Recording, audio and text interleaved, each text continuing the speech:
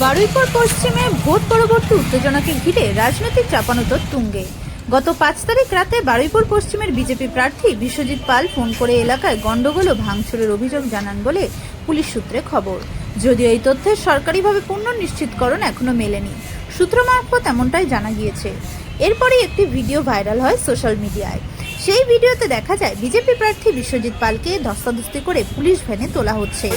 অভিযোগ, তাকে বারুইপুর থানায় নিয়ে গিয়ে বেশ কিছুক্ষণ আটকে রাখা হয়, পরে অবশ্য তাকে ছেড়ে দেয় পুলিশ।